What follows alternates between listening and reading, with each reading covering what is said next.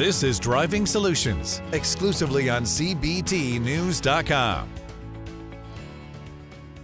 Everyone is a potential customer if they have a good experience with your dealership, either in person or online, which is why training is so important. I know you've heard me say that here before, but I truly believe this. Here to talk to us about training today is Tony Gomez, who's the president of Quantum⁵. This is a company you guys have been hearing a lot about here in the last 4 or 5 years. They've been doing great work with dealers all over the country. So Tony, thank you so much for coming into the studio and sharing some time with us. Certainly, it's my pleasure. Excited to be here. Great. So talk to us a little bit about Quantum⁵. You know, is in the training space. Your CEO, Dave O'Brien, has been in just a few months ago to talk to us about that. And from your lens, what sets you apart from some of the other trainers or training companies that are out there? Yeah, so much, Jim, and I'd love to talk about this, but I would say at its very core, it was our ability to really listen in the early days of starting up Quantum⁵. So we're really good listeners. We had, despite the fact that we have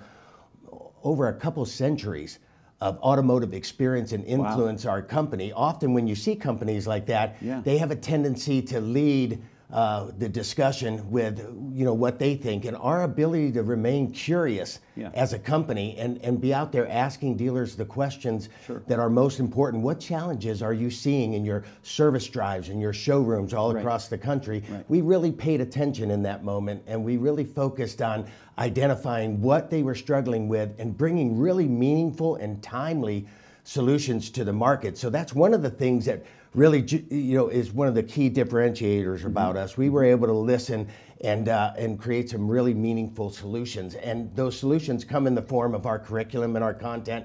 One of the things that differentiates us, Jim, is our content and curriculum, we're calling out the elephant in the room. We're having the discussion, the taboo discussion about customer experience.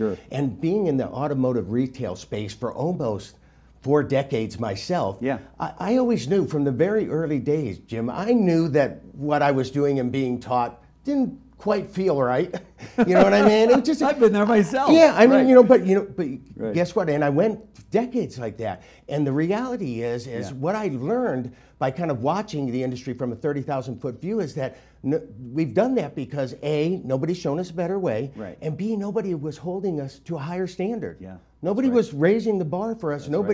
So we continued to do what we'd always done, and we lived with the fact that they were saying that going to buy a car was analogous to going to the dentist, right? And getting a root canal, and we just all kind of accepted that reality. And the crazy thing is, once you started to see some of these modern retailers, like your digital retailers, Carvanas of the world, and they start to enter into the marketplace, at first we were nervous, but then we started to realize, they've only got 2% of the share, or this, that, and the other. It'll pass, or it'll blow over. But I tell you, I was having a discussion with Dave O'Brien, who you know well, our CEO and co-founder of Quantum, and he said something really profound the other day that really stuck and resonated with me. And he said, Tony, the competition that our clients and our dealers need to be worrying about is not those digital retailing new open startups. It's the guy down the street. Their competition who figured out early on that, hey, things are changing and I have to change with it. And I have to figure out, how do I reduce the customer effort involved in buying a car? So we're focused on the wrong potential, person that's going to really challenge our business in the future. And that's our competition, those people who are first to the turn. So we figured that piece out. And then after figuring that out, we needed to figure out the #1 pain point that most dealers shared with us. And what it was, Jim, is that, hey, we're struggling to find good people. We can't keep them. They won't adhere to our selling process. You know what I mean? And even if they do, and I come in and I train them, I can't get them to sustain. I can't get those behaviors to get any real traction in my company. And the one thing we look at now in hindsight being 2020, is you look and you say, wow, we can't know. Everybody's got the same problem. They can't hire good people. What's the common denominator in all of this? What's the odds that just none of us... Maybe the dealer and the training. What's the odds that none of us can find somebody who can execute against this? And that doesn't shock us, because this brings the second big differentiator about us, which is our curriculum. Because it doesn't shock me that you can't find good people and you can't get them to execute against your process, because the process for decades now, Jim, as you know, is anchored in conflict. Yeah, no. I mean, it really is. From the time they say hello. Yeah, that's right. So I always say, when I was learning it, it's not a shock that they're not adhering to the process, because it's not natural for them. And so what we've done at Quantum is we've created a process and a content and a curriculum that allows that salesperson or that service advisor to meet that customer where they're at in the selling process and advocate for them to buy a car or purchase a service or a part. So we help them get arrive at that outcome. And that's what becomes really, really meaningful to the clients. That's long-term sustainable change that delivers what we call recurring success. That's right. So I always say, you know, I think we sell a car and we think, hey, what I'm doing is working. Yeah. We consider success when selling a car is, do they come back and do it again and again? That's exactly for the entire life cycle of that consumer. That's right. And if you can't get them to do that, you know, the days of saying, hey, there's a lot of people in this city and, you know, I got a ways to go before I make them all mad. That's not going to work. It really isn't. It's not going to work. And so once we figured out that message, Jim, then we needed to figure out, how do you solve the sustainable piece? Yeah. Well, we realized, well, you know, we've got to figure out, you know, dealers can't afford to continue to bring people back every 6 months, write that big check to have somebody motivate their teams to perform, because as soon as they leave, the reality is if they don't... There goes the sales training. Yeah, and if they don't have that muscle memory, you know, that repetitive, you know, training that's keeping that top of mind, you know, they get a binder, but we shove that in the credenza, you know, or stick it in a drawer, and then we never see it again. And so what we did is we thought, let's bring learning to where the learner's at. That's right. This is where they're at, Jim. That's exactly This is where I say all of us are, isn't it today? I said, I've never seen something more than a smart device that transcends generations. My mother used this, you know, with as much effectiveness and efficiency as I did. Sure. So we knew we needed to figure out how to give somebody a learning experience that they can access when they want, where they want, how they want. That's great. So That's we fantastic. have training doesn't take place like a normal. And I say, you know, Jim, we've been in enough automotive showrooms to know, you know, that a lot of times when you do have training that's offered, you know, whether it's virtual that they can log in and realize, like instructor-led training, like a lot of the stuff we did, or even if it's videos, and we kind of gravitate away from that static learning experience of sticking somebody in a room and having them watch videos. Yeah, that's tough. That's brutal. It's almost like a sentence. It's like you've been sentenced to go in there, and then of course, as soon as they sell a few cars, what do? The manager says, oh, you don't have to do the training anymore. You've hit 12 cars a month. Or you are certified. That's exactly right. And to add insult to injury, what do, Jim? We turn around and we have them shadow somebody. That's exact. That's been screwing up for the last 5 years. Either. And so, yeah, we've been able to figure that out along the way, that we've got to give them training where they want, when they want it. That's right. And then we combine it with community people. We always say that, you know, we've got a saying that technology in and of itself is worthless, but use gives it value. And so we don't want to just give them technology. We want to give them technology and tether it to a coach. So at Quantum⁵, we have coaches that are around the clock, that are serving our clients each and every day with personal coaching items they need in and outside of the learning space. That's fantastic. And that's the differentiator with us. That's a huge differentiator. It really I is. mean, you're talking about dealers that are so used to, and I did this with my sales team because we didn't have technology like this, or Quantum⁵ at the time, but it was, to your point, you'd put them in a room, either it was VHS tapes, and I know I'm dating myself now, or, you know, of course, as it came along, it would be more online learning and what have you, which is, if it works for you dealers out there, keep doing it, okay? But for the people that have not found the importance, or I should say an effective training program, which are thousands of dealers. I talk to them all the time. The turnover rate is still north of 70% in terms of sales. The culture in these dealerships are sometimes painful to listen to from the point of view of the salesperson or the managers. They're constantly looking for new people. And to your point, I want to get back to earlier when you said about the people that buy a car from a dealership. Just because you sell 200 cars to your customers doesn't mean 200 are coming back. Exactly. Okay, you could have 150 that go, I bought a car there, I'm never buying a car there again, right? But the dealer and the team think, oh, we have 200 happy customers. No, you don't. You just delivered, you just maybe forced 200 people to buy a car this month, right? And we've gotten away with that for decades because of the fact that nobody's held us to a higher standard. That's right. But what we're seeing with consolidation in the industry and the level of sophisticated leadership and management groups that are out there today, you're starting to realize that people are, we use a term within our company, winter's coming. Yeah, that's right. And they're seeing that, and they're making the necessary changes, and that's why I say I think it's upon us now that everybody realizes, okay, we got to do this different. Yeah. But the secret sauce is, can you show me a way? Why don't we change? Fear, Jim. We're afraid that we've had this winning formula, and gosh, the last 3 years didn't do us any good in helping us to mentally prepare for change, because we've successfully, often successfully been challenged or even failed to the tunes of millions and millions of dollars. That's right. And so, it's a challenge, but it's very timely right now. There's no question about it. I talk to dealers all over the country, as you know, every single week, and they are concerned. They're concerned that now the lots are filling back up with inventory, and it's not the way it was in the last 3 years. They're now starting to get those customers that are coming back in the showroom 3 years ago that bought in 2020 that go, how much are you going to give me for that car, for that trade-in that I bought from you for plus sticker price? Right. Well, now it's a different story, right? Yeah. So that takes a very talented salesperson just to overcome the trade situation, let alone sell the new car, and now with an average price of almost $50,000 on new, $36,000 on used. This is a new ballgame. Tack on that 8-9% rate, and the payments. It's exactly right. So it's going to require a much different strategy as it relates to training salespeople, which are a few 100,000 in this industry.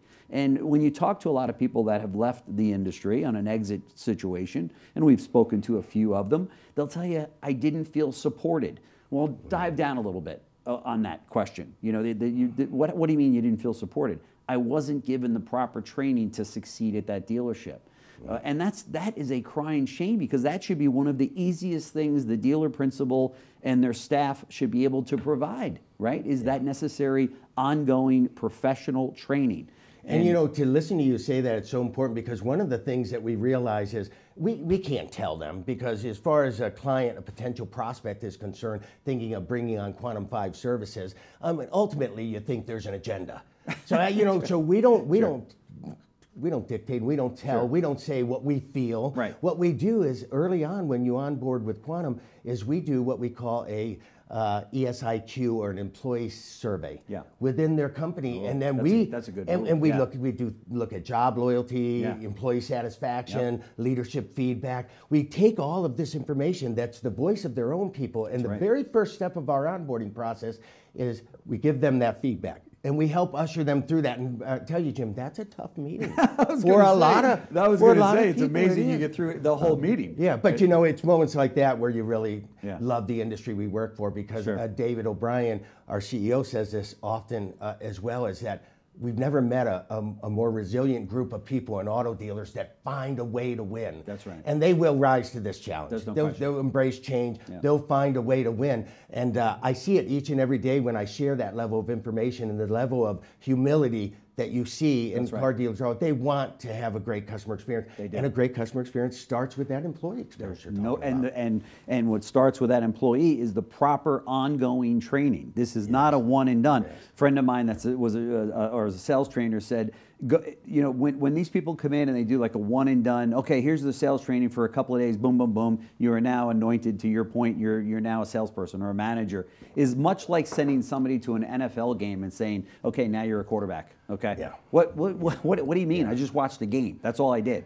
So the key is to have it in the palm of your hand. It's a great technology. Yes. I've spoken to a number of your clients in anticipation of today's interview. They all give it a thumbs up. We're talking about the smaller dealer on the corner that has 1 or 2 stores. That's tough enough for them today. And we're also talking about the groups that have got 60 dealerships in them. Yes. And that's kind of what's really cool about your company. It's why we love bringing you in here, is you've got something for everyone so they can play on a level playing field, right? And that's really the key. Each and every learning journey, Jim, is a personal, individual learning journey, and it's one of the other key differentiators with Quantum, is that I can't take everybody on the same trip, the same journey, because we're all in different places. That's right. You have the tenured salespeople, you have beginner and novice salespeople that are first starting out, and those intermediary. And the reality is, what we do with that personal coaching community that's tagged and tethered to that technology and that learner is we're constantly talking with them, and we're identifying, and they get what's nice about the personal community space is they have a chance to actually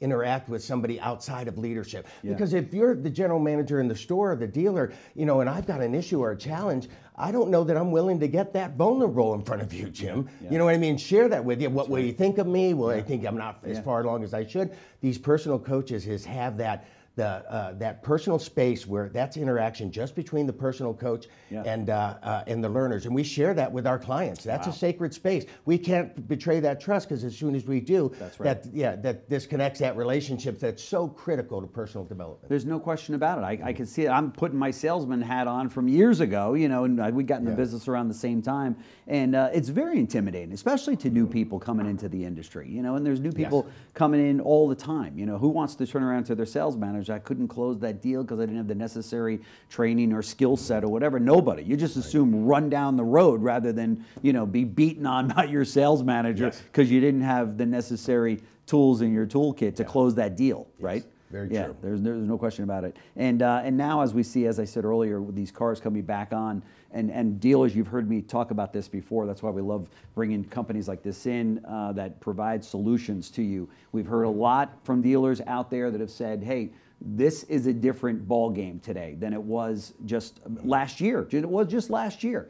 And it's changing very, very quickly. We need to come up with something that's going to train our people in an effective way. And so this is really brought on by you. We want to be bringing you those solutions here at CBT News, because this is a real problem. And by the way, top story of the day, it's not going away. Okay, it's only actually, for some stores, it's only getting worse. Okay, not better. And for those dealers out there that think they're gonna, the old adage, well, if I need 2 people, I'm gonna hire 6 or 8 or 10, and it's gonna boil down to 2. Are you kidding me? This is 2023. How about you hire 10 and keep 9? Maybe 1 didn't make it, but it's all boils down to having the necessary training. And by the way, I've got some very good friends, as you all know, and that they're on the show all the time, from Sonic Automotive and AutoNation and Asbury and Lithia. Guess what they have and they talk about? Their training departments, okay? Because they believe so much in this that they've got a full training department with maybe 100 people out there.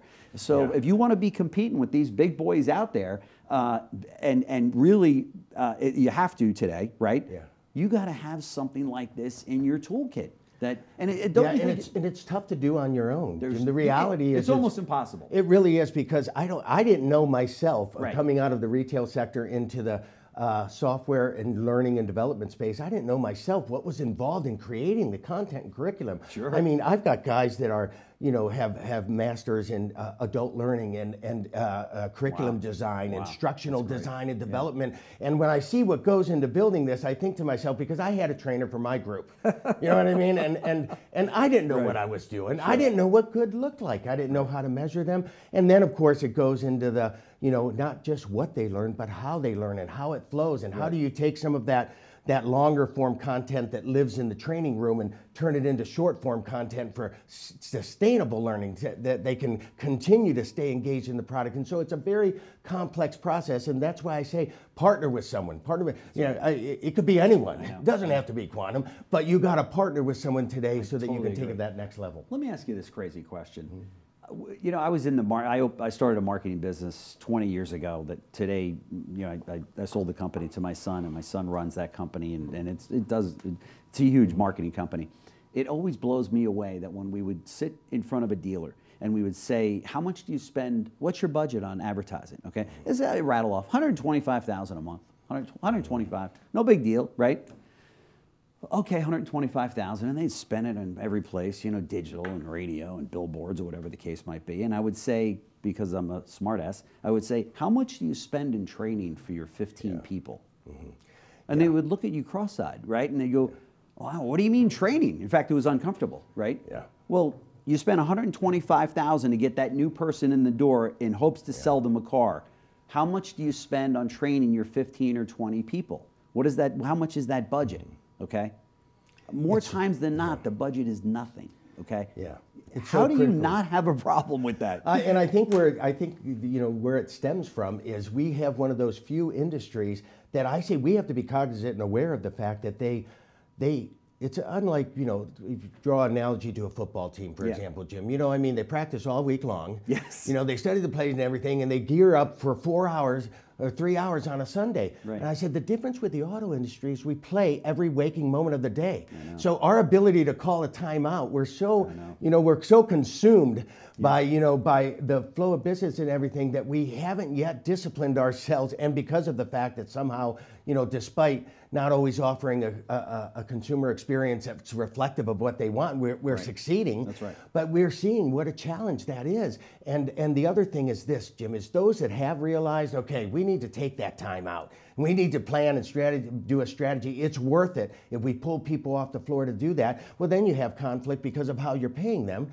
Because you're paying me, you're not paying me to be in the training room, you're paying me to be on the floor selling cars. And so we create some of our own internal conflict. But ultimately, what they've realized is that, okay, we pull them all in a training room, and then we have Sarah or Bob or John, the desking manager, that's mastered the art of desking, be the trainer. But they're two different things, Jim. 100%. I can't train. That's an art form that you need to be taught. It's not even close. No, it's really not. And so that's why I think they're coming to the realization is we need a turnkey part. We need someone to do it for us. We can't task the dealer with doing that. We have great sales managers, great general managers, leaders that are running their companies very effectively today. But this is not what's in their wheelhouse. And so it's okay to partner and pass that baton and have someone do that for you, and then have someone, most importantly, sustain the effort. That's right. That's right. It's funny, training and at the end of the day, it's going to sell you more. It's going to sell you more cars, without a doubt. There's not a dealer out there that doesn't disagree with that statement.